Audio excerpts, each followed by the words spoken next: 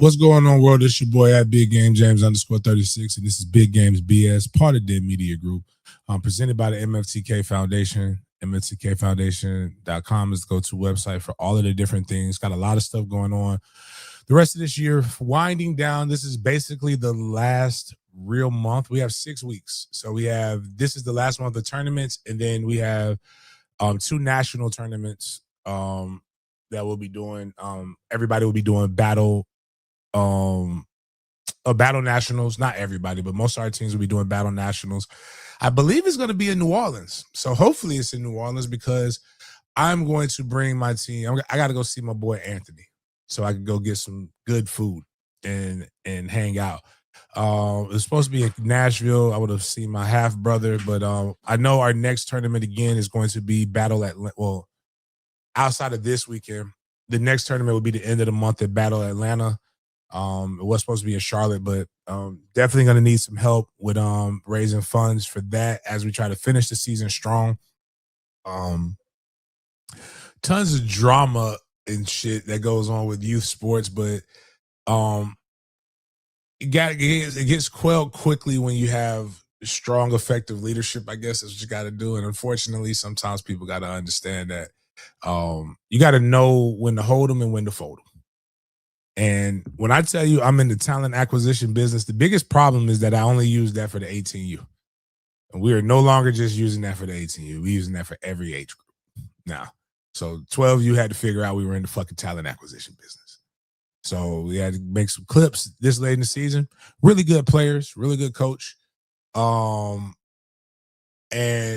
what happens is if anybody has ever pruned like a tree or a plant, right?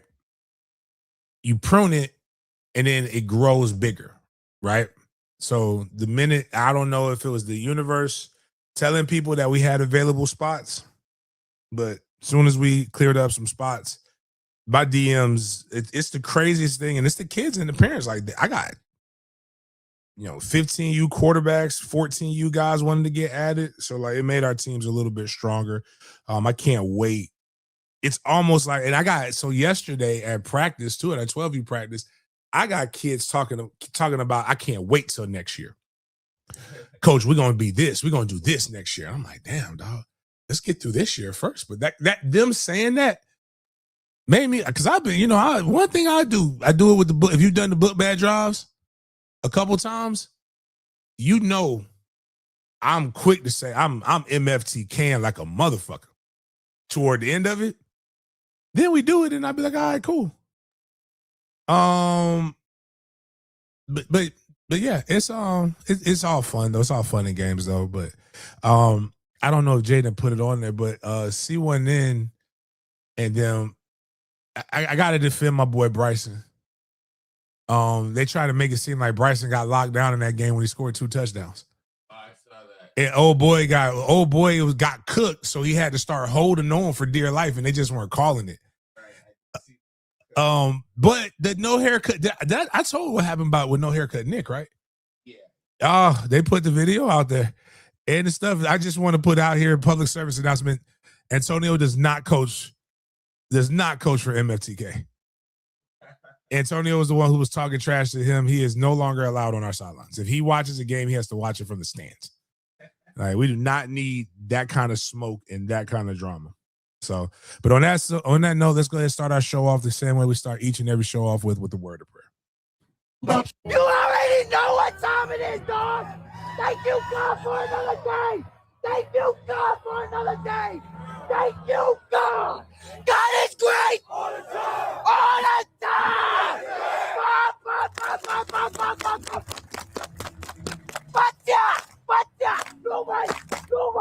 Nobody wanna thank you, God. Thank you, God.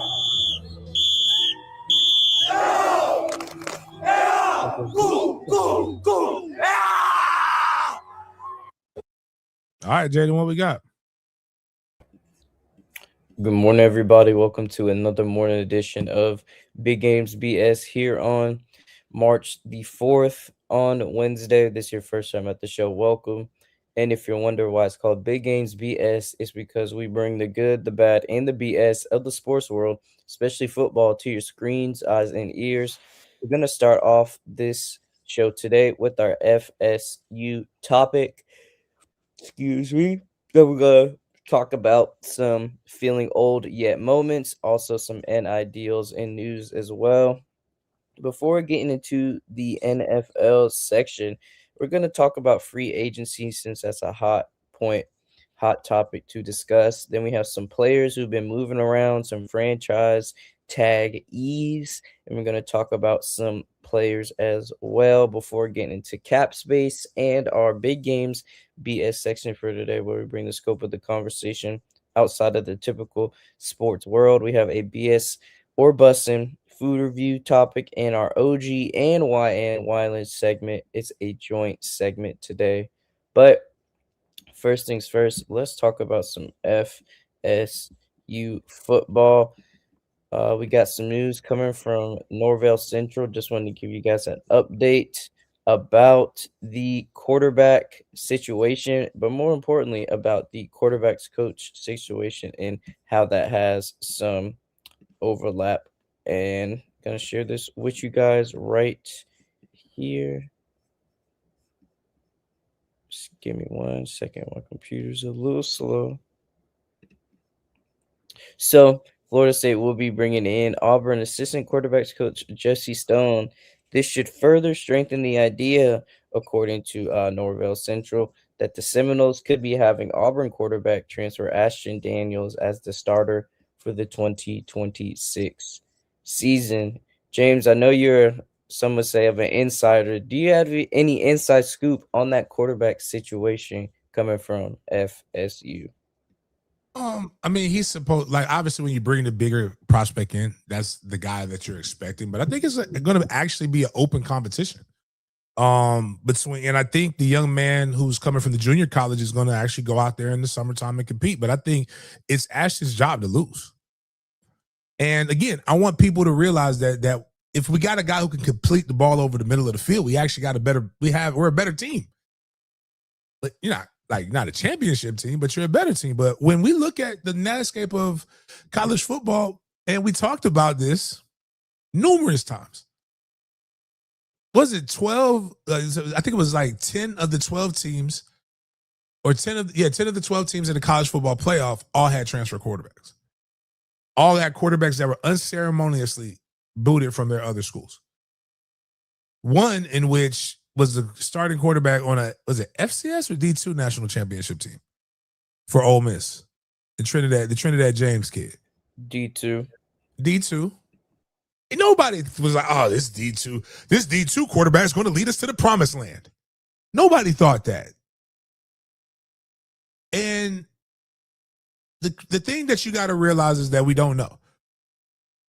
But hiring guys that are familiar with the play style and of the guy that's coming in doesn't hurt, but it's also another guy who came from another school that has more connections, that has other recruiting ties, that has things. So I'm not mad at it. Try to make what you brought in work as best as you can. And I think that's kind of where they're going with all of this. And they're making hires before, like, like that's encouraging in of itself. Also, is that they're making hires and they're continuing to try to perfect and get the staff better. So I'm for it.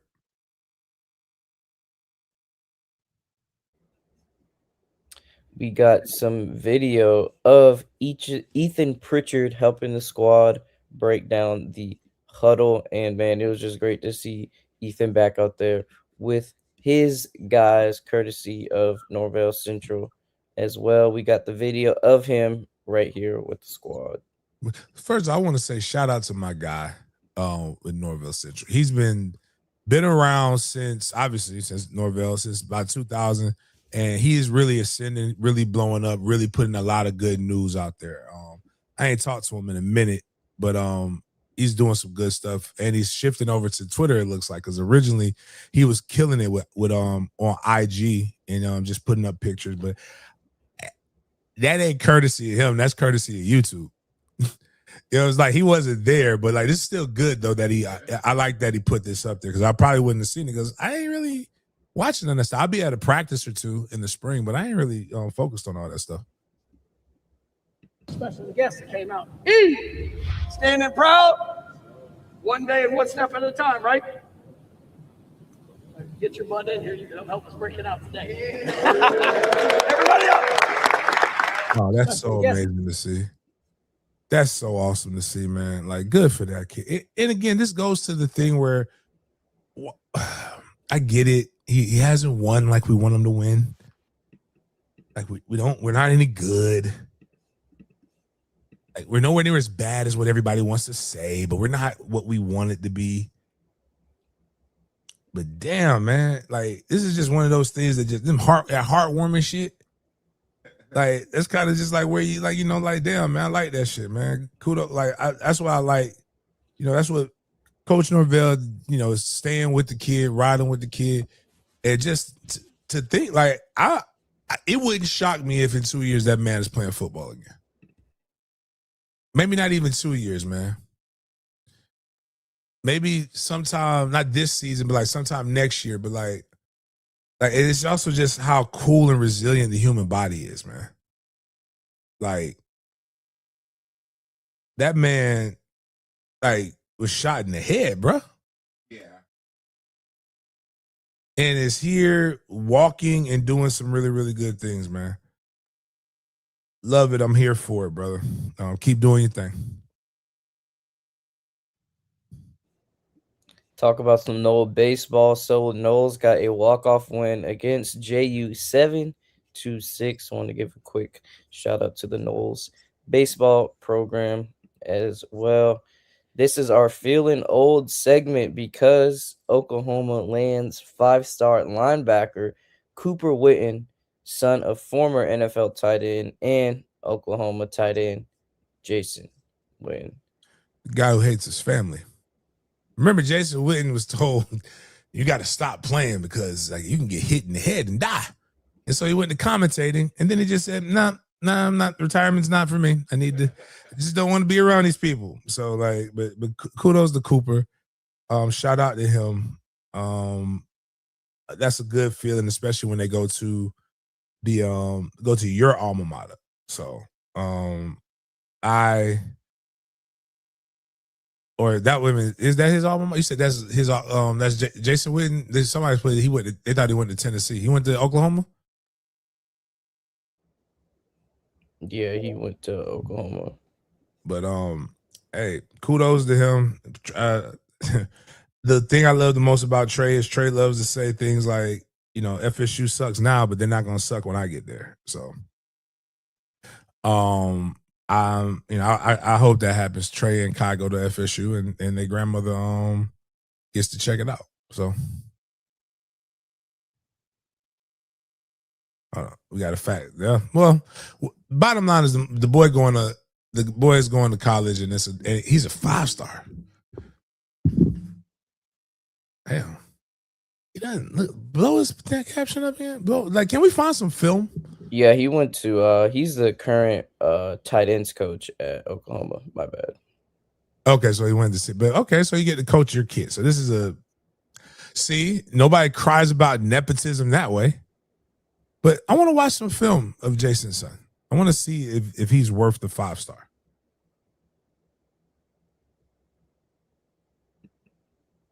So like, give me some, because one, I already got some generic qualities. It is combine season.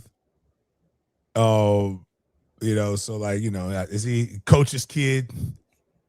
Believe he's the first on the field, the last off of it. High motor, weight room guy. More quick than he is fast. I'm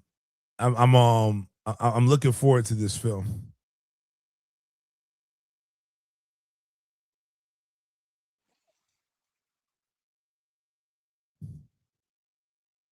While you're getting done with that, okay.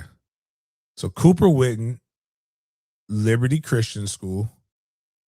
Damn, he had a lot of people watch it. Hold on, let's look at his measurable. 6'2", 218, 452. Man, these are some, like, all right. God damn. He is skedaddling. Let's see, what level is Liberty Christian School?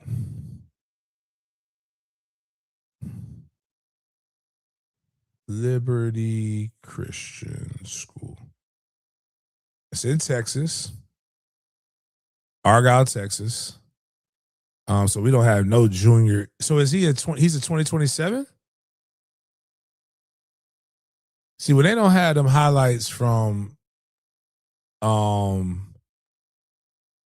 it's a premier Texas school. They've won state championship, back-to-back state championships in 2023 and 2024. They're Division 1.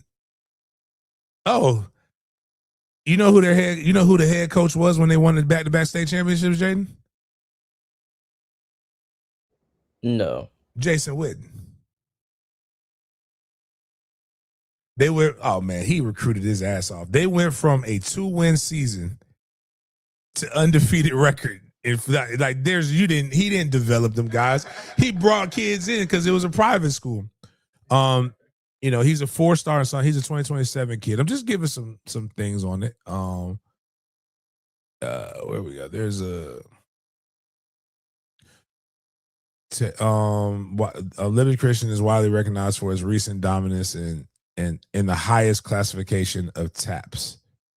I don't know what TAPS is. I guess that's Texas Athletic. TAPPS.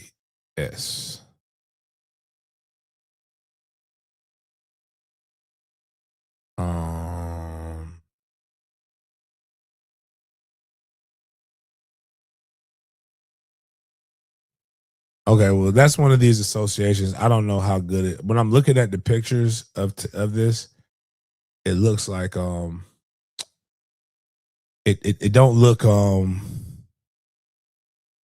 it don't pass the smell test quite right. It's the Texas Association of Private and Parochial Schools. What's a parochial?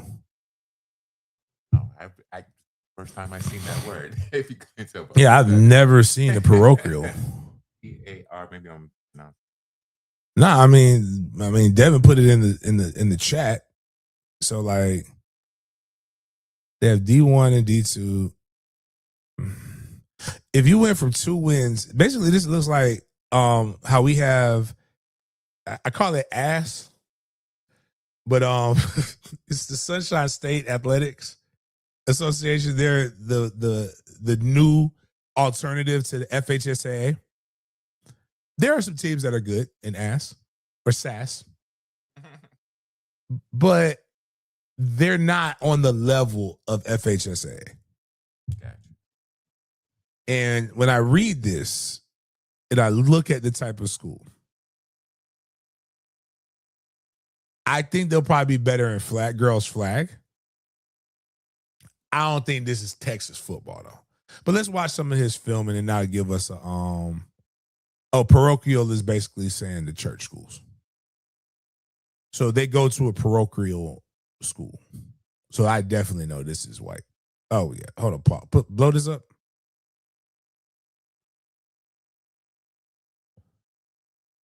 Never mind. You know what? Just for shits and giggles, let's watch. All right, we see him.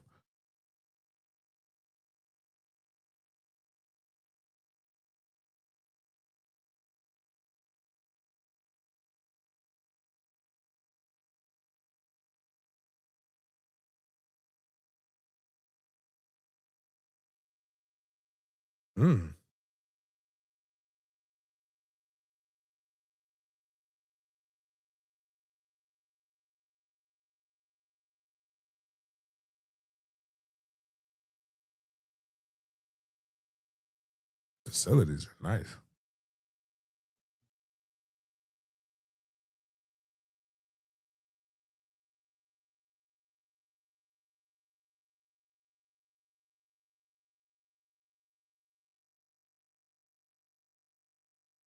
All right, I don't know why he got the 5-star, but this is he creates a lot of turnovers though. He has measurables. That was a hell of a route right there.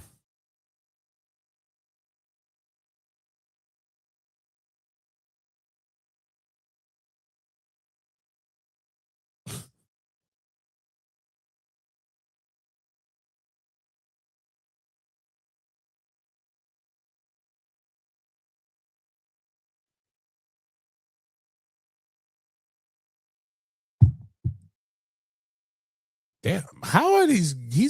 All right. Turn it on. These fumbles that he's creating are incredible. Like not incredible, like they're great plays. This is like who's teaching these guys ball security? But I mean, that's kudos to him. I I don't I don't see 5-star, but I do see why he's highly recruited though. Like I don't think people understand like what 5-star is supposed to imply. Like 5-star means like you are like yeah. But like 5-star linebacker means I'm seeing violence everywhere. And maybe I'm looking at, did that film look violent to you, Miles? Nah, no, but the star system, is it anywhere like the NBA? Because certain areas you might have lower stars or higher stars just because that region is just not watched enough. That's Texas, man. Properly grade. No, my man said I had a Coach Sexton PTSD movie. You goddamn right. I'm sitting here like I would be cussing. I would be on the news if I was some of these kids' coaches. Former Florida State fullback is in is in Duval County Detention Center right now because he told a kid to jump off the top of a stadium because he fumbled the ball to a Pillsbury Pilgrim. I quote. I remember I told everybody exactly what happened with me getting canned, right? All right. So I on Facebook, it doesn't sound as bad when I say it. It sounds really bad when like an academic reads it. So I said, in my comments, former Noah was in there. We were talking shit. I said that I hope that dude's wife knows that she's a lesbian because she's fucking a bitch. Hey, it's not the worst thing I've ever said in my life. I actually thought that was pretty clever. I use that in my everyday vernacular. They said that I was offensive to the LGBTQ community. I said, no, it's only offensive if you use that as if you believe that they're like special needs or something. I believe that's not a disability. But when the principal reads it to you, Coach Coleman, did you say, I hope his wife knows that she's a lesbian because she's fucking a bitch. It sounds really bad when you read it like that, right? So I would say some shit like you let this Pillsbury Pilgrim strip the ball from you multiple times. Unalive yourself. But, outside of that, 6'2", if he's 6'2", 218, running a 4.5, NFL stock, he's not bad. I can see why, I can see some of the things, just 5-star. I was just expecting to see better talent because that's Texas. But I was also expecting to see more, but it kind of gives you the Arch Manning effect. And hey, listen, that's not his fault. I think nepotism is perfectly fine. So nepotize, my man.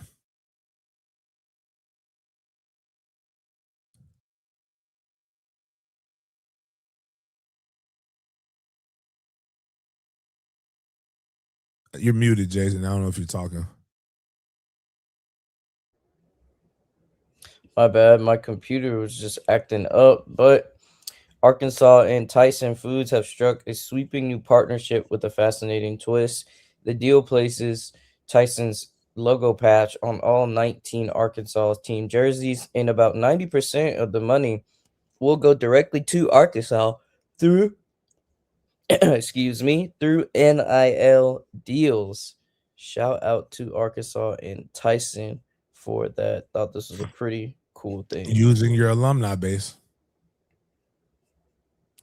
And before FSU fans and other fans of school say, this isn't fair, this is going to make them. Arkansas been cheating since before they were part of the Southwestern Conference. If you don't know what it's like, go watch the ESPN 30 for 30 where they killed SMU. Money is your motivation. Money is a motivator. Pussy's a motivator. There's a lot of things that are motivators in all of this. Arkansas ain't never been good. It's still in Arkansas. You know what will make Arkansas great again? Well, great. It would have to eradicate decades, centuries of racism in that area. And I don't know if you've seen the current climate, but I don't think that's going anywhere in some of these places. In fact, the money will make people more mad at these guys. My son ain't moving to no fucking Arkansas. So, like, hey, it's still Florida. It's still this. They got to overpay. There will always be schools that overpay. It's just like the NFL is the king, creme de la creme. There's always going to be somebody who gets paid more, and there's always going to be franchises that suck. Ark, Kansas is one of those. So, but that's a cool, innovative thing. I do know this in 10 years, a lot of some of the investments that Florida State has made will probably put Florida State jump shoot us, and then you will be like, where did this money come from? But for those who don't know, Seminole Boosters owns College Town. Everybody in here know what College Town is in Florida State. They're also buying up Tennessee Street. They are the landlords. They are the ones that get this property. They will eventually, once they kind of get everything settled, they will have the money to be able to do dumb shit. Just give it time. 2 major podcasts that I listened to reported Florida State was over $400 million in debt, and none of them even had any insight on the infrastructure building. So it's easy to just say this, right? But they're showing $400 million in debt because it's the loan. It's write-offs. It's the loans that they're getting to build for the school. The debt is the indoor practice facility. The debt is the renovations to the stadium. The debt is those things. It's not just that they're. And the crazy part is right now the NIL isn't even connected to that. Our NIL goes to, it's not Rise of Spirit. What the fuck is it? Battles in. So you know what they're not. You know what next year's. So that same article right now in 3 years, you know what Florida State will show plus. Right. You just show all of it right now so that you can get so that it's just stop trying to understand 6-figure, 7-figure, 8, which I'm not even trying to understand because this is like in that 9-10 figure range, right? You can't understand that when you make $50,000 a year. And that's not a knock on you. It's just you don't understand write-offs. You don't understand taxes. You don't understand a lot of things because you don't have the means to understand that shit. The companies don't. I mean, like ESPN don't understand. No, ESPN understands it. ESPN understands that if I say that somebody's in debt and I know the current climate is thinking these athletes are spoiled, I'm going to get clicks. Disingenuous reporting. That's this business is all disingenuous reporting. Social media is disingenuous. People want to be victims and find an audience so bad, and you don't realize there are people who capitalize off of your victimhood. And people are looking for wins in places that are meaningless. Like you're not looking for quality wins in your own life. Oh, Florida, like if you think everything is bad with Florida State, you know what you're going to do? You're going to go continue to gravitate toward all the news that is bad. If you want to find something bad to be able to troll your opponents, like your Miamis and your Floridas, you're going to be able to go do that. And then what happens is when you're hanging those circles and you don't feel like you have anything to troll, they start trolling you. And one of the human defense mechanisms that we have before you lash out is you come up with better jokes about yourself than what other people can. You know who has some of the best fat jokes? Fat people. One, they've heard all of them. And two, it helps. It's a natural deflection. I had a teammate, Lawrence Sam. They used to call him Sambo, not because he was like that, but just they said he was. They used to say he looked like an Indian and Michael Jackson before vitiligo all at the same time. They would come and call him Habib. They would say all the different jokes, and he would have those better jokes about himself than you could, and that makes you tired, and you don't want to talk about him no more. So it became a natural defense mechanism. But it still doesn't change the fact that my man did kind of look like Michael Jackson before vitiligo. And there are times when he did look like an Indian because he had that good hair. But you got to realize, and nobody's going to tell you these things because they're not insiders. Well, no, I don't want to be an insider because I'm inside. There are boosters outside of it but I mean, Seminole boosters literally, like, physically holds the deed to some of this stuff. They can sell all the property right now and be in competition for things right now, but it's not a great long-term play. But when you have all of this property that eventually they will own outright, they can go back and go get loans on the properties, still tax write-offs, but a huge influx of money comes into you. Like right now, College Town has been around for 15 years? Got to be more than that. But let's say the property, you're done paying your loans, but now you reevaluate the property. It's got to be it's got to be 5 to 6 times worth more than what it was. You could go get stuff extended on that. Funny part is hearing people make up reasons why it's in depth, because first they're going to say the 400 and then the host is going to ask, well, how did this happen? They're going to be like, they say bad contract deals, and I'm just like, this isn't adding up. There's two things, right? It's like they didn't spend, like, even if every deal at Florida State was bad with NIL, you're talking about $20 to $40 million. Right. Like a drop in the bucket. It's kind of like sometimes when I'm broke and somebody says, hey, I have a friend, or like if I got some mad or some real bills, right? And I have a friend who says, like, man, I need $30. I'm broke. I have I'm like, let's say like 5,000 away from my goal that I need. I'm not gonna make that, and I'm still gonna stress about that. So this little $30 ain't gonna hurt me to give them. Unlike Hammer.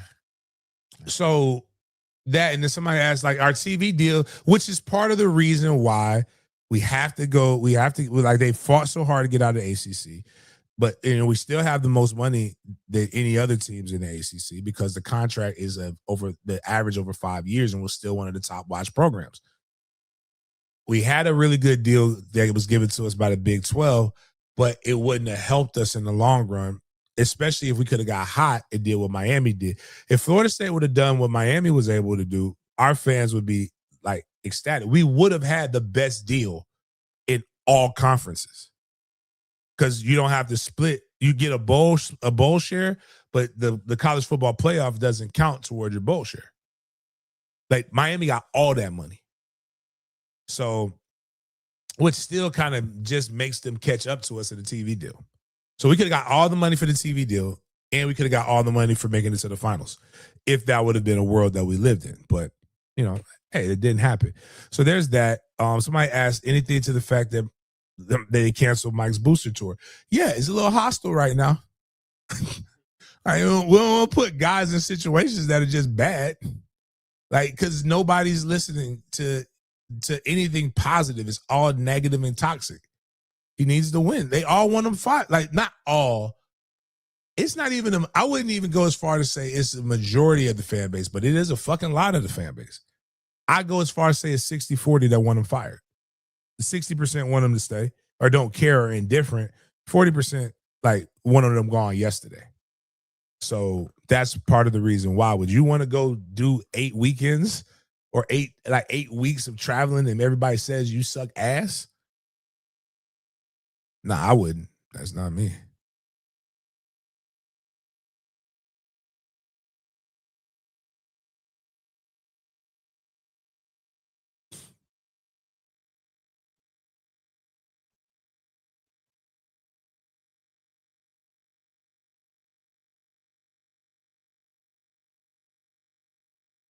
But yeah, so my bad. I know we shifted to Florida State talk, but we can go to Real news out there. yep.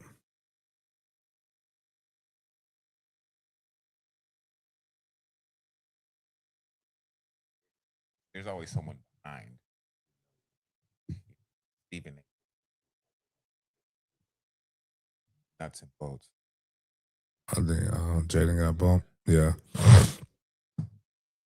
But yeah, Stephen A is one of those guys that Stephen A, when you realize that most of these people actually most of those people do what I do.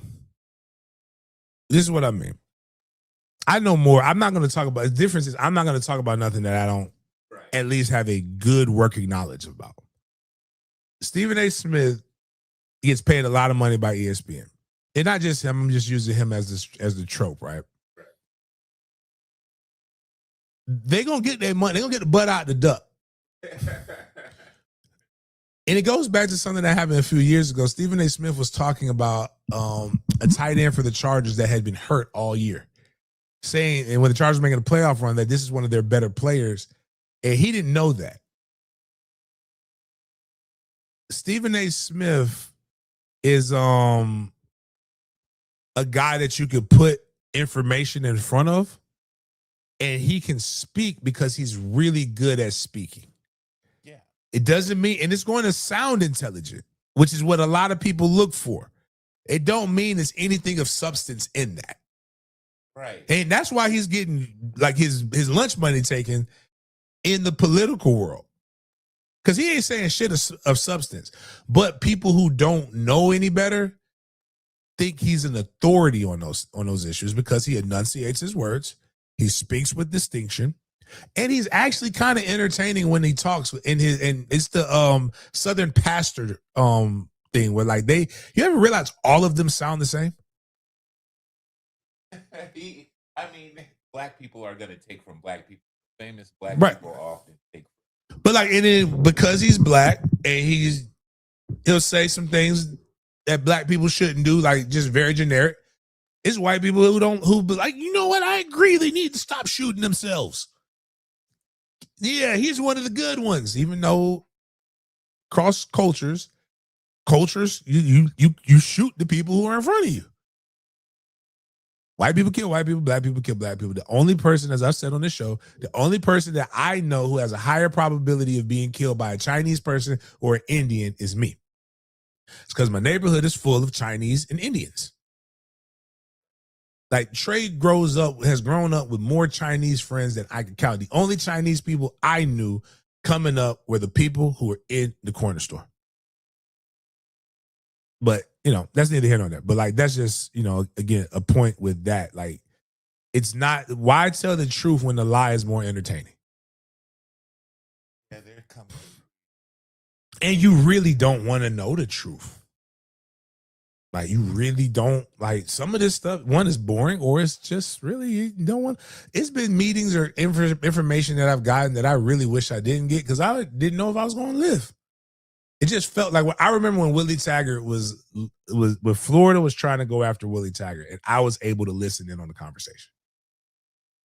And I heard old white man, Stumpy Harris, he's dead. Say, wait a minute, how much is your buyout? $5 million was his buyout at Oregon. Oh, that's it? I'll buy you now. I'll buy that. I'll buy you out tomorrow. And I heard it as a white man saying, I will buy this black man for $5 million. That's a lot of money. And I felt like when I was listening to, I didn't need to hear. And I was a little paranoid. Like I felt like people might be outside my window. They might be looking at me because I know more than what I should know. And so that's kind of how a lot of this stuff kind of works. Jared has a great point. I think I read that too. Either keep Mike until we can get rid of him, and get an upgrade, or just let it ride out. Invest in them. Make them too big to fail. That's what Florida did with Billy Napier, and he still failed. And then they went and got, I guess they got another version of him. I don't know if he'll work or not. Some raw work or not, but it kind of works. But on to the next thing. The great state of Mississippi. Go ahead, Jaden. Mississippi is working to make NIL money tax exempt to gain a recruiting advantage for their schools over other states. Mississippi House passed a no tax on NIL money bill to make playing in the state more enticing. Again, state's doing if you look at everything else about Mississippi, let's make quality of life go up. Let's make, a kid got lynched in Mississippi not too long ago. To fight about let's not make it more comfortable for the people that we need, the blacks, to come over here and not feel like they're experiencing anything uncomfortable. Let's just let's just figure out how to pay them more, and let's continue our way of life, but not tax them. One, I want people to realize there's no such thing as completely tax-free. The only way that it can be tax-free is if they give you like a special bank account that everywhere you go to spend your money, you no longer get taxed. But here's the thing about NIL, what everybody doesn't realize. You are taxed based upon where your home, where your residence is. If you live in Florida, you're already in a 1099 state where you don't have federal income tax. And it's a business. You're a business. So like if you do it the right way, you can get to like where 30% of your money is taxed. But what I was telling one person, I was like, one, donate 10% of your money. I wouldn't give it to a church, but that's just me. I would give it somewhere else, but that you know where that 10% of your money is going. That helps. If instead of giving your mom, let's say $5,000 a pop, you are now an organization. Give your mom $50,000, a $50,000 salary, and now it lowers your tax rate. There's a lot of things that you could do that could be business related expenses to where you're being really taxed very low. But even in this situation, if the state of Mississippi removes that, what they're going to remove is, I think Mississippi is a state income tax. You still are getting taxed federally, which is where the bulk of your money comes from. So unless they move to say we're going to remove federal taxes from you, which they don't have the bandwidth to do. Orange and Chief is the only person that can do that with an act of Congress, which they will not do that. That's it. That's the only way that works. State income taxes are a small piece of it. And if you're from the state of Florida, why would you claim residence in Mississippi? So just a thought on that. Delphonic, you do need to pay. Again, that's another free game. If you own a business, you can pay. Actually, your kid doesn't even have to work for you. You can do a tax deferred. I believe it's up to, don't quote me on this, but I think it's up to, just even without them working, you can put up to $10,000 per kid into a savings type of account for your kids, and it's a write-off of your salary. And it'll help you set your kids up. Do it. You could do it in the form of a life insurance policy as well. Which if you do it in form of a life insurance policy, and it keeps getting that compounding interest, your kids will be able to borrow up to 49% of that, and it still get interest on the whole.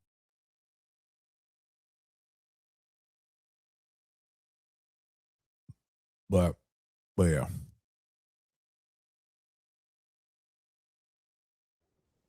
We got some Jaguars news for you guys. So here are the list of names that will now hit free agency for the Jacksonville Jaguars. Starting at the top, we have De'Ami Brown, Peace. Emmanuel Emmanuel Ogba, Devin Lloyd, Mm. Travis Etienne, Andrew Mm. Winger, Jeez. Greg Newsome, Tim Patrick, Austin Johnson, Dennis Gardeck, Dwayne Smoot, Quentin Morris, Monteric Buster Brown, and Josh Cephas for you guys. I think Cephas was okay. If we can figure if Dewey is cheap, he's not bad. Brown didn't work. Yeah, we need him gone. I would like to see them pick one or the other with Devin Lloyd or with Devin Lloyd or Travis Etienne.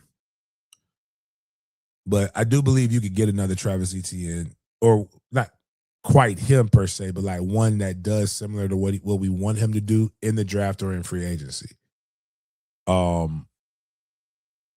Devin Lloyd would be tough, and I believe it. And I honestly, if Devin Lloyd and Travis Etienne both entertain contracts with us, I believe that that's just a friends and family discount. I personally think that they should. They'll get paid a lot in this market with the salary cap increasing and competition because both are young. So I think and I think there's some young guys in the draft that could give you what you need there.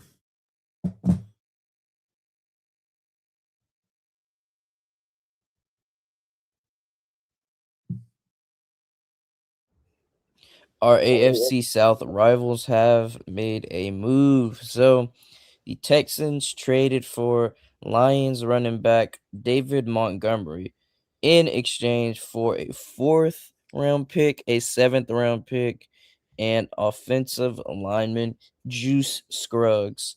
The Sonic and Knuckles era at Ford Field has come to an end.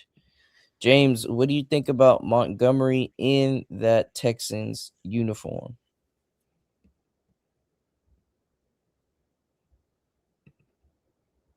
I don't like them getting better, man. I don't like them getting better, but I think one of the best things that made that combo good was the combo. But the Texans are still going to try to put the ball in the hands of their quarterback, and I think he had he had more of a spark when he started. He's not garbage though, but like he's gonna be what holds him back until they get that wide receiver core a little bit better. But it doesn't concern me as much as Jermaine Johnson going to Tennessee does. So, but we'll see. The Jags just got to keep getting better.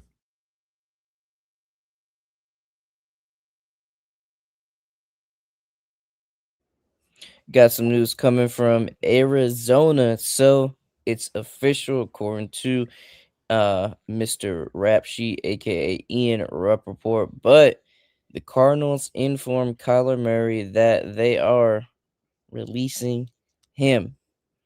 So, James, my question to you is, where do you see Kyler Murray going as his next destination in the NFL? There's been rumors of the Vikings, of the Jets. What team do you think will take a chance on Kyler Murray?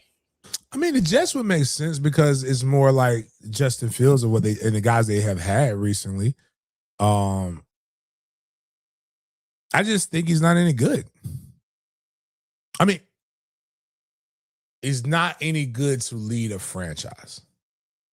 If I'm the Vikings, I'm going Geno instead of him because you have a team that can compete and win, and Geno has shown you that he can win. Kyler, I don't really know anything. He's already got a second deal, right? Yeah. So like it was crazy because I don't even know why they paid him the second deal. The Cardinals are just again a franchise that just messed up. They had Josh, so it was Josh Rosen was the guy that they drafted, and they had I forgot the coach that they had the year before him. It was the same draft as Josh Allen.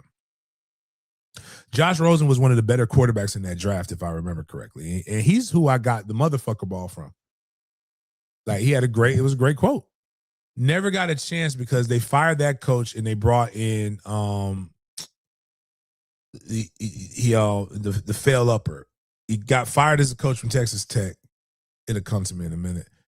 got hired as an offensive coordinator for USC, stayed there for like a day or two to become the head coach of the Arizona Cardinals.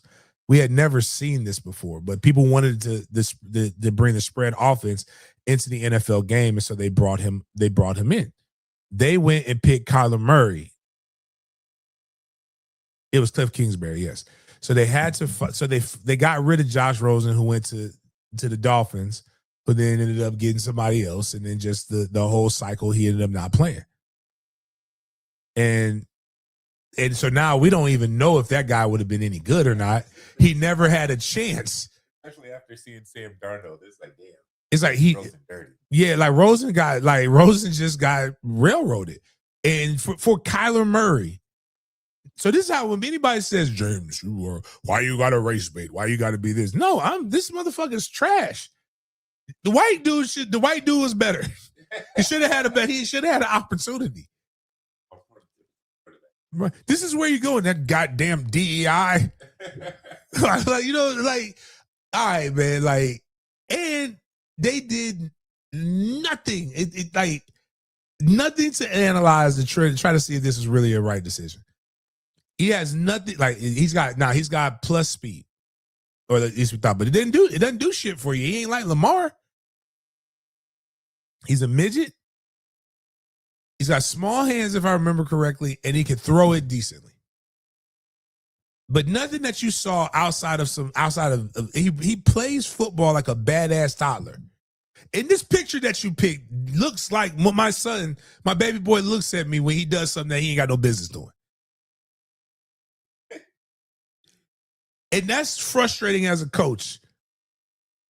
So exciting. Copy footsteps. Like, but hey. I think it was just us wanting for better. Like we hold on to anything in the beginning. You know who was exciting too? AR. But we all knew that Ant shouldn't have been drafted. I only rooted for him because, hey, I wanted him to make that bread.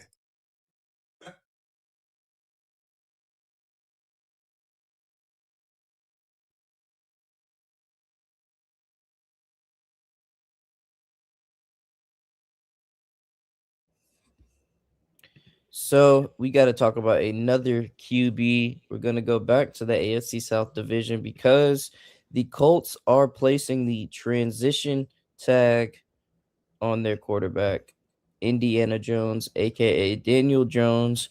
So the transition tag is $37.833 million, more than $6 million cheaper than the quarterback franchise tag, but gives Jones the opportunity to sign an offer sheet with another team that Indy would then have the right to match. So a transition tag is pretty much when the team has the first right of refusal for an offer.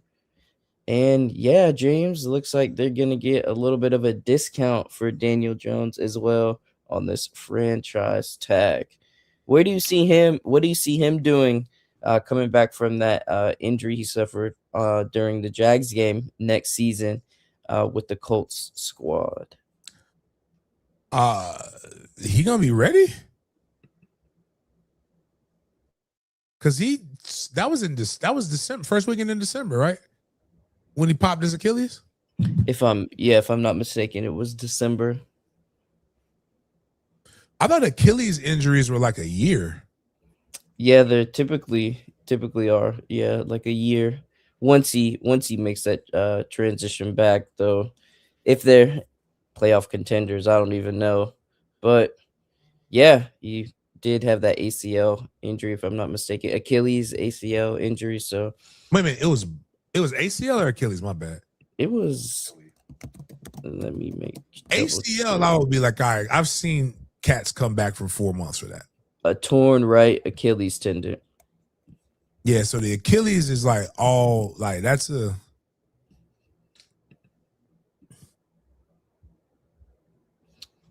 So it said a 6 to 10 month recovery timeline following his surgery in December 2025. So November, October. Okay, so he could be back. Like that's not. I mean, so he could be back. That's by the start of the season, and maybe at worst, a couple months after that. I mean, I ain't mad at that. That's not. I mean, and you're gonna get. He's not in a position to negotiate. Right. So like, you can probably negotiate a pretty good deal during the season for him. While once you've settled everything else. So, if you believe he's going to be a franchise quarterback for like going to help stabilize you for the next 3 to 5 years, that's a great move. And they looked really, really good when he was playing until they, looked till they ran up on us. But like, and if you do go back and you look at their schedule, they did play the first half of their season. They played the worst NFL teams. They didn't have anybody of substance that they beat. And then but even with Daniel Jones, actually, once they ran into somebody of substance, Daniel Jones got hurt. And if they believe they can protect them, and they do have the running backs coming back, they have some good pieces. I can see why like that's not a bad move. That's not a bad business move. Which is, again, when a lot of people, I'm gonna tell you guys that listen to my channel, as this continues to blow up and NIL continues to progress, just remember, stop watching college like you used to watch it. Watch it like you watch the NFL, and everything starts to make more sense. As much as we want it to all make football sense, it has to make fiscal and business sense too. And the teams that figure out how to combine the best part of that are the ones who do that. And that looks like a combination thing.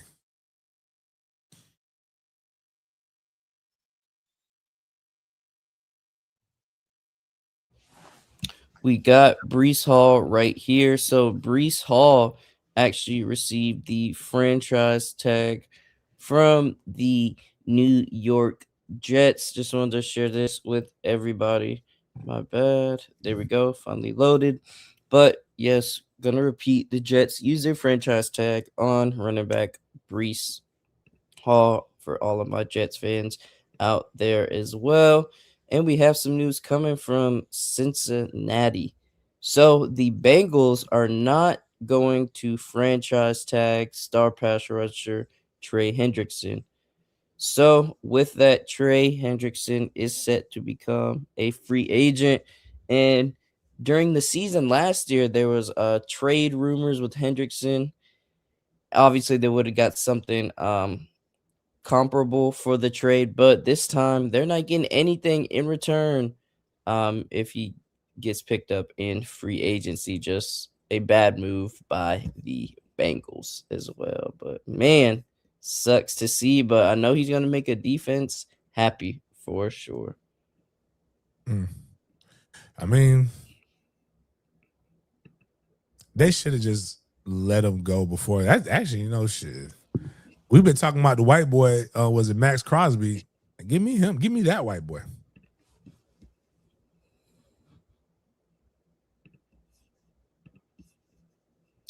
And some more news as well. The Commanders released defensive back Marshawn Lattimore, but we got some more news coming from the Chicago Bears.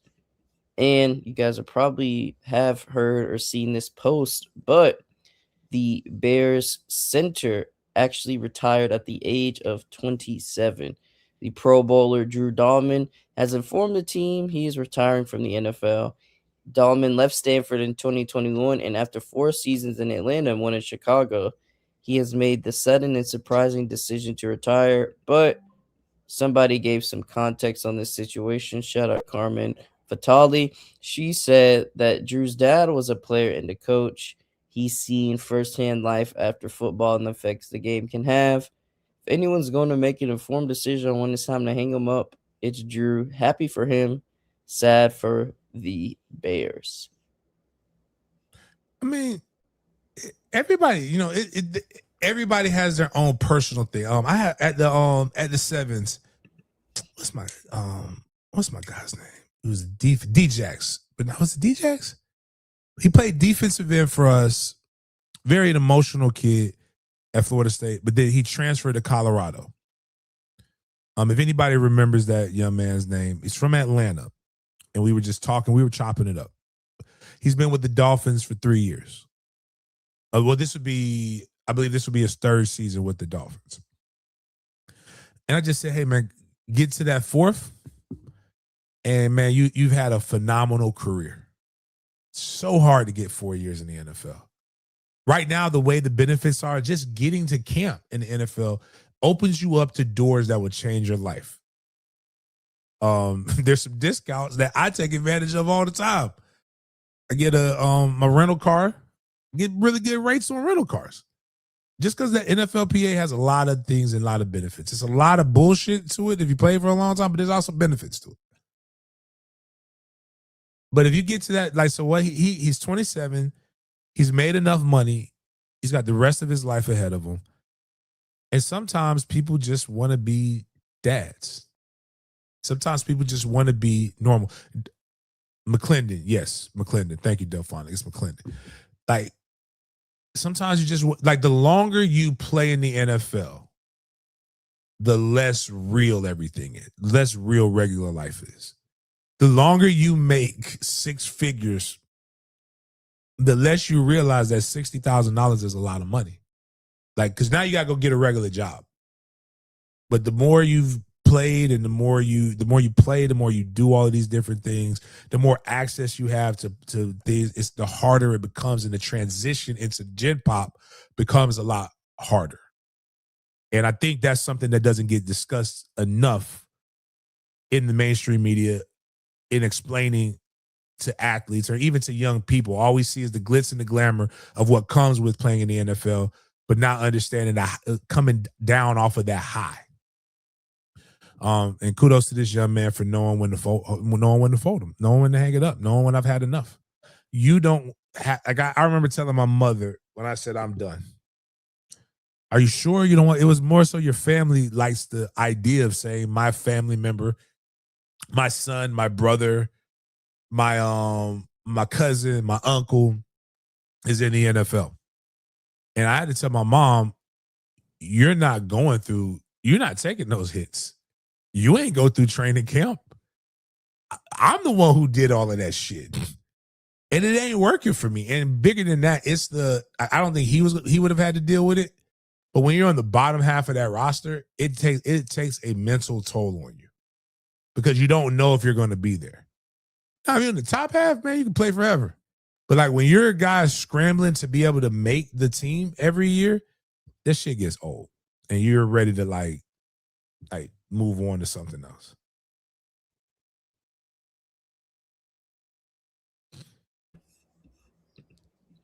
So these are some notable players who were not tagged, who have become free agents. And we got this post right here for you guys. Making sure. Is it loaded on your screen, James? Because it's not loaded. It's on the bottom. You just got to put it up. Huh. I don't know why my computer is acting crazy today, but these are some notable players who did not get that franchise tag. Seahawks running back Kenneth Walker, Colts wide receiver Alec Pierce, Chargers DN Odafe Owe, talked about ETN, Tyler Linderbaum, and Trey Hendrickson as well. We actually got some news about Kenneth Walker because he is a part of some elite company, because not too many people have been in this situation in the league. So there's only been 4 players to win the Super Bowl MVP and begin the following season with a different team, and Walker became the 4th. So the other 3 are Larry Brown, Desmond Howard, and Dexter Jackson. So he joins. I know one of those guys. He joins those players as the only Super Bowl MVP to not get not be with their team the following season. So man, that must be definitely a crazy torn feeling winning the Super Bowl MVP for your squad, and the books ain't adding up, but that's how it is in the business. And I know somebody's going to be happy they're getting Kenneth Walker on their squad. So where do you see Kenneth Walker going, James? What teams do you see him going to?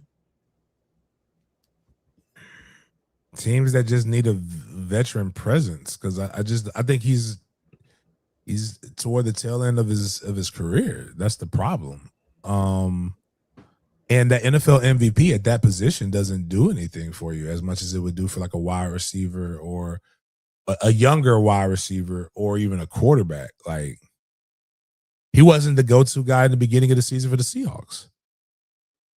So there's no redeeming qualities for him when it comes to that. So like I'm just trying to think of a team like maybe I think the Panthers are getting rid of one of the guy the running back who ended up this year who ended up taking the bulk of it until the starter got healthy. So I could see him going to the Panthers or something like that. But if he wants to be the number one guy, I just don't see where he has a lot of options. Yeah, and so that means you're not going to break the bank. Like you're not going to be a 15, $20 million running back. So, hey, make the check.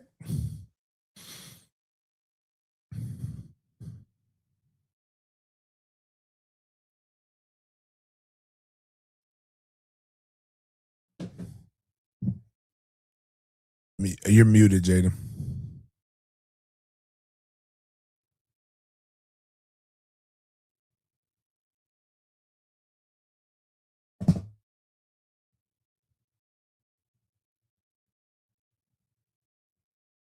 Or did he it's a laptop crash out again.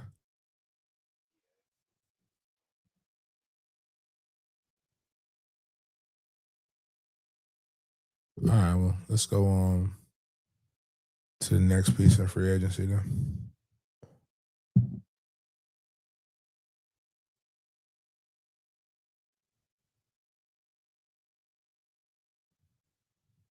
I think we got cap. The cap isn't real.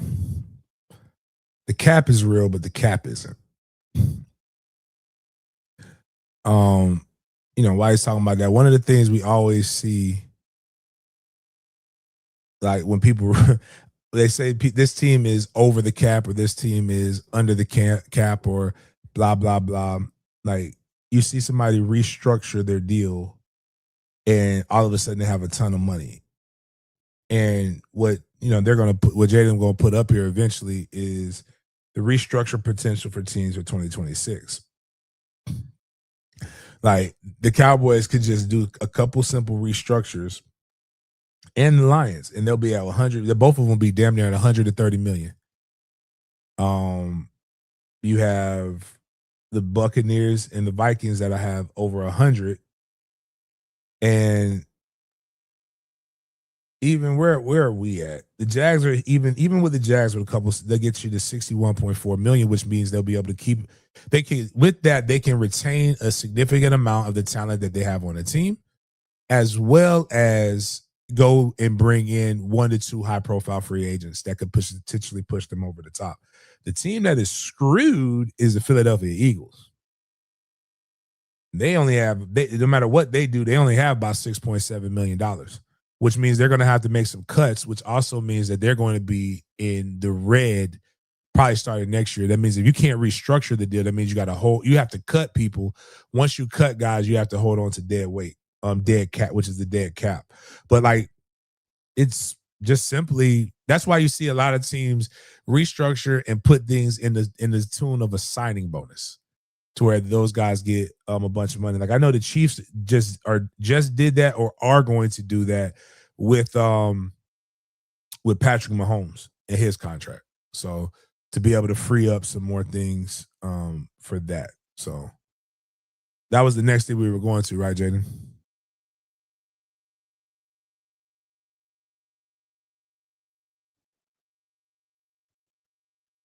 Yeah, no, you got it. I was just thinking he was wanting to have a comment. I know I can't hear him, but yes, Jalen Ramsey said it best years ago. The money is always there, my guy.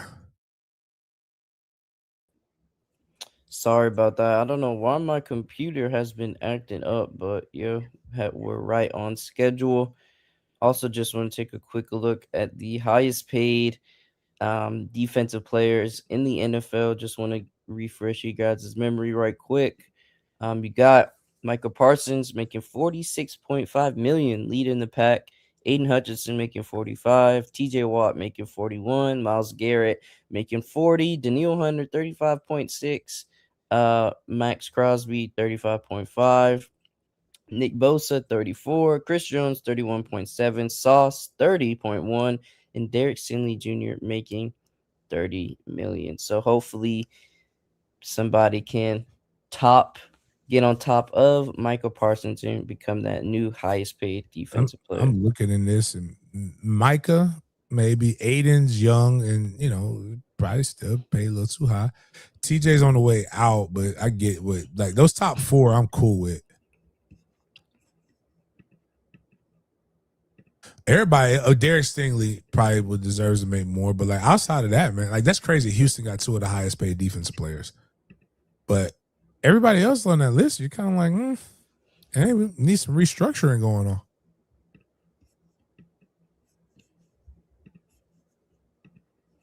If you're not from Jacksonville, I'm sorry, but we actually had to include this because something's going to be happening in the town center area in Jacksonville, Florida. So, Sporting Jacks is proud to announce a site in the town center area that will serve as a permanent home for the club and anchor a transformative mixed-use sporting and entertainment district in North Florida. Sporting Club Jacks is a soccer club, soccer teams, if you will. But James, it's looking like they're going to be claiming Town Center as their new home for their sporting and entertainment district. I'm trying to figure out where. Yeah, I'm not too sure either. Because I'm like trying to find grass in the town center still. Like,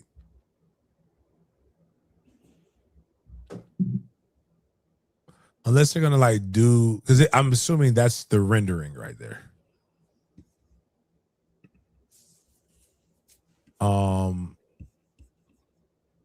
Like I'm in my mind, so like where the grass was, they've built Best Buy and all that other stuff there. Maybe is there something behind ABC in the Wawa? But I like that for the town center though. Like it'll make the town center popping. Like, and it could, if you're gonna do an entertainment venue, it could try to like hype things back up, because like there's it's like dead. It's dead again. Like the town center about 10 years ago was hopping before they did all of the extra stuff. But this is also COVID stuck a fork in a lot of the different things.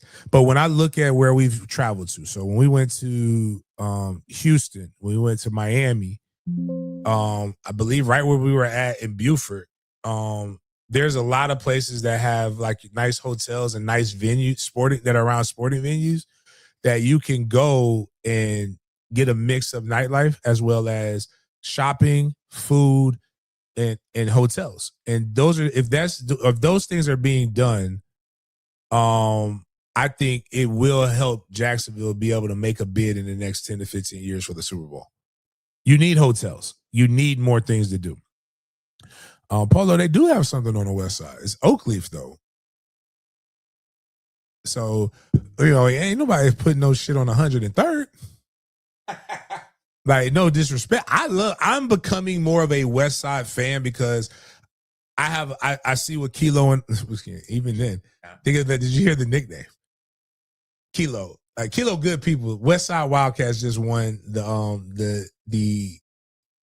a national championship, and they were getting recognized for stuff. But like, West Side give you what you want. Like, now, there are parts like over off of Roosevelt and stuff like that may be a little bit better because it's got some older. Is it not Argyle? Argyle's Arlington. What's it called? What's the name of it? It's not Argyle. Anyways, like some places, but like, man, these people ain't investing like that into areas where they feel like they finna get robbed. Yeah, and you can't drive. None of y'all. But I lived on the west side when I first got here in Jacksonville. And now Collins, but that's also getting close to the Oakleaf area. But Collins Road, when I first moved there, Collins Road was hopping. The apartment complex that I lived, that was supposed to be a gated community, that the gate never worked. They like informed you every time something happened in the community. So that'd be like a little piece of paper. Hey, somebody's car got broken into. Hey, this happened. Man, I was having pieces of paper every day on my mind. Man, let me get the fuck out of here. I was like, move me. Like, I pay entirely too much in rent, which I would love to pay that in rent now. But at the time, I paid too much in rent for me to be living in fear. But now that area of Collins ain't that bad.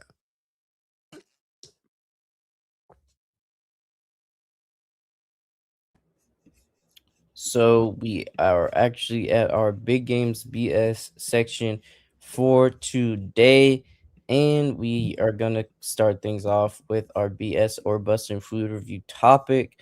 And today we got one. I don't know how the people are gonna feel about this. It's kind of different. It's kind of weird, but somebody might like it. And that something is the Sloppy Joe Hot Pocket.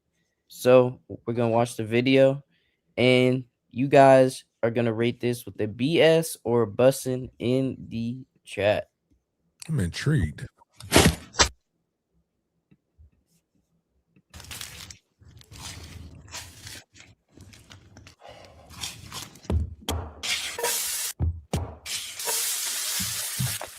I've never seen a sloppy Joe made from scratch.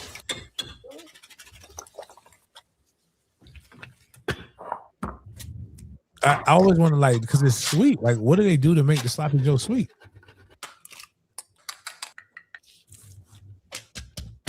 Because he put salt. He ain't put no sugar on this.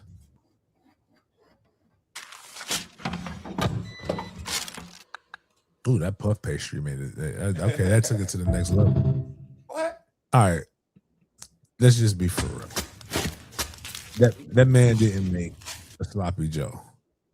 Wasn't it? Like, that was, bro, you just made a beef empanada.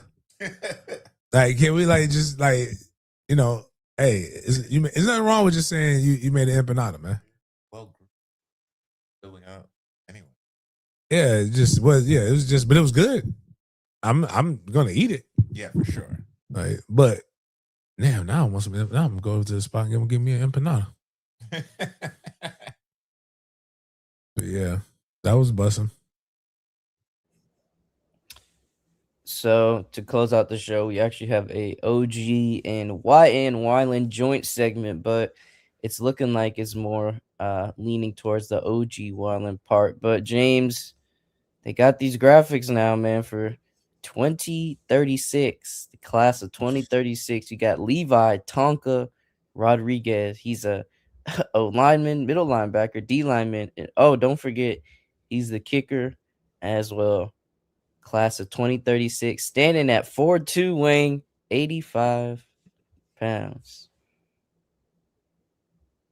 So 23. So Trey is 20. So he's the same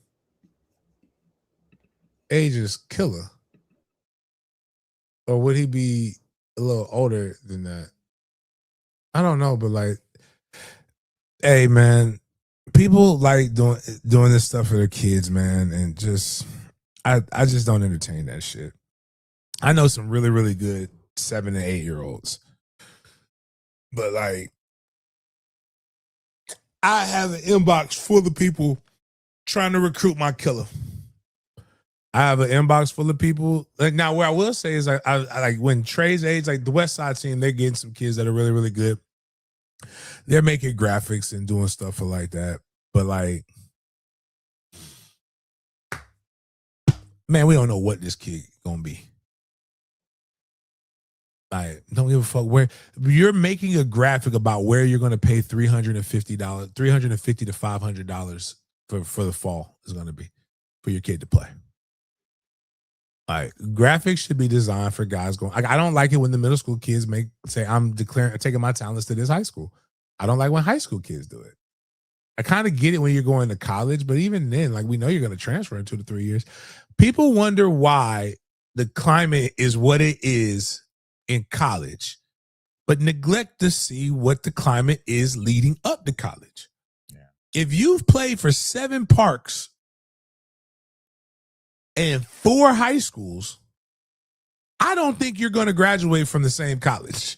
Right. That's just me. I'm not judging. I'm just using the body of work. And that doesn't mean that each time wasn't a legitimate time. But at a certain point, you got to see it through, my boy. It was the famous thing, like the men got to see it through, my boy. Like, we got one transfer in us. And that's it. And I don't see that happening. When it's at this age, it's now ingrained in our culture. Right. Just a part of the culture. You're just not going to do it. Like, I mean, it doesn't matter. Like 7-on-7, I don't count that. It's different things, different fits. You got to do what's best for you. We picked University Christian for a reason. Now, if something happens, like we may not be able to do it, but that's because they may not have Trey's age. And I ain't driving one place to drive to another place. They go into the same spot. And if that organization treats us well, Kai, that's where Kai's going to finish. But like, I'm not finna be making, like, I don't really know how to do that shit. I guess that's AI. I can tell AI an AI picture when you see it. Like I don't know why AI. What made AI say that this is the football shit we should do? The flyer shit. But that's what they do. But like I'm not doing that because I think that they're good. Trey shows me more each week that makes me believe my son's gonna be fine. Killer is definitely a guy who could take over a game for what I've seen.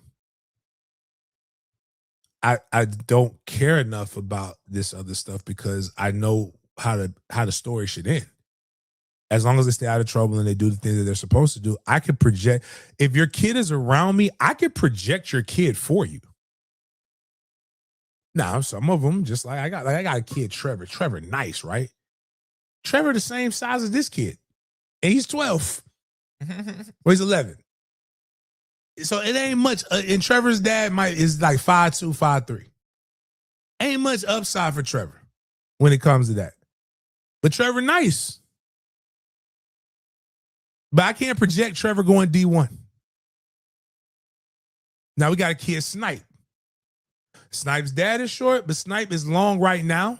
And like, Snipe could grow to be 5, to be like 5'7", 5'8", eventually. Snipe is nice. Nephew CJ, nice. CJ daddy was a lineman. His mama's not small, but like not petite, but like I can see CJ a DB wide receiver right now.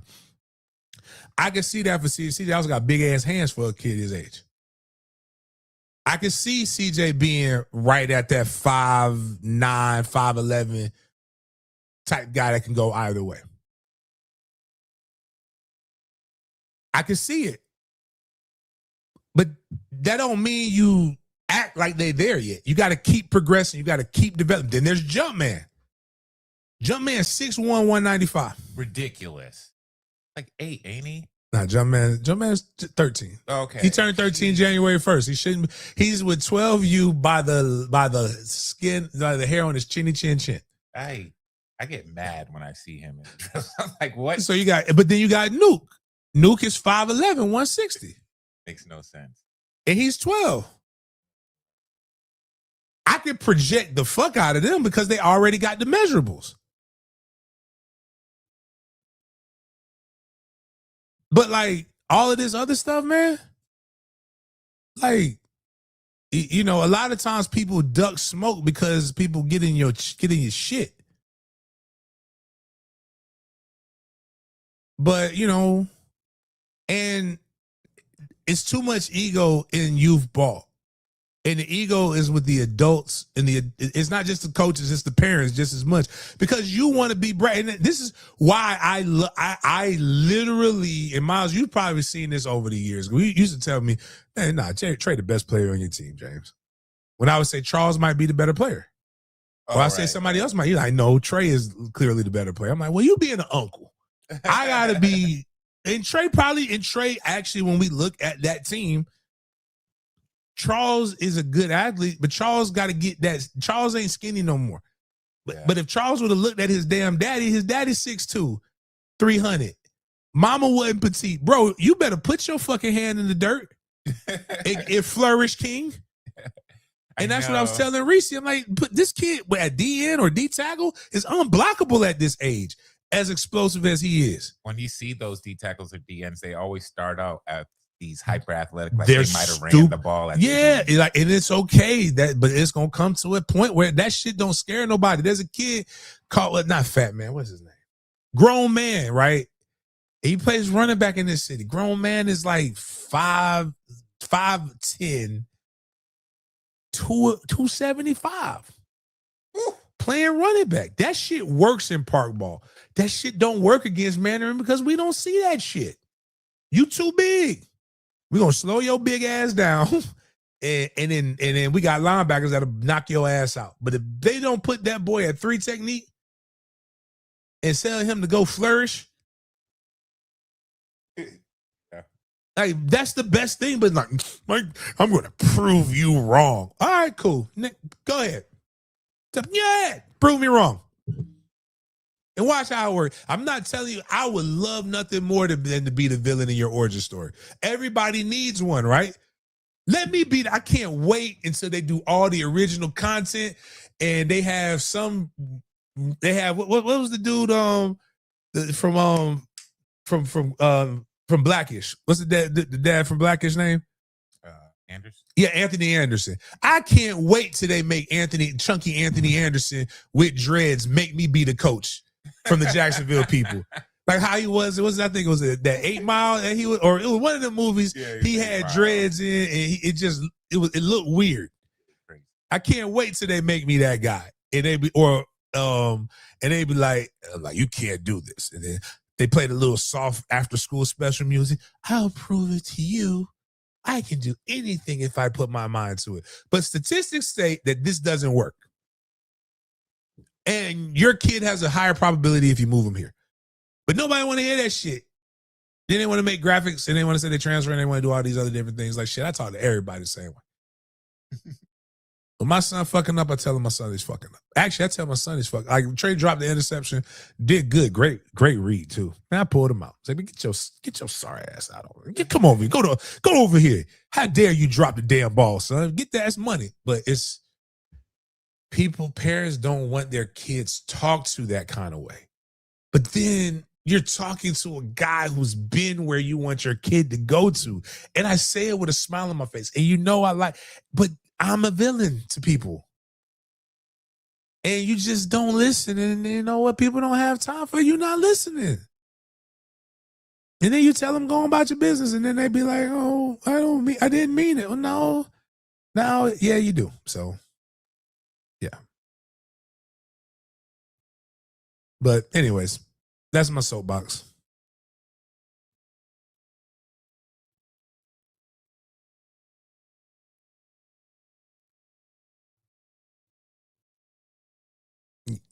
That's it, Jaden? Or did he get booted again? Yeah. No, bro, I saw something, not to get political. So Texas is wilding, right, in politics. Jasmine Crockett, who's one of my favorite politicians, the primary, like, so I think the Republicans put in a Democrat to beat her out, and she lost. So she's not even gonna be able to run for re-election like that. But the Republican, like the guy, there's a congressman who got one eye, and apparently he lost his primary, and he was against, so both incumbents. So Texas will have 2 new congressional people, whatever you say. But the tweet that I retweeted is insane. I love it. Representative Dan Crenshaw was blindsided by a GOP primary loss in Texas House District 2 after being eyed for a replacement by Republican challenger Steve Toth. Crenshaw, a 7-year incumbent, has faced growing criticism from constituents who say he lost sight of their interests. He will leave office in 20. That is on purpose. It was, but it's just amazing, dog. I was like the fact that they said they eyed him and he lost sight. I'm sorry, dog. I'm sorry. I know it was a troll post by the people, but like, yo, that is wild. But it's just like when the other Texas, because why did GOP keep putting cripples from Texas up there? I'm pretty sure they had the guy in a wheelchair and who tried. He tried to stand up to the sex rings in Congress. Oh my God. He's a former war vet, but he's in a wheelchair. He's just dirty in Congress. Hey, man. Oh, he doesn't have a vision for our future.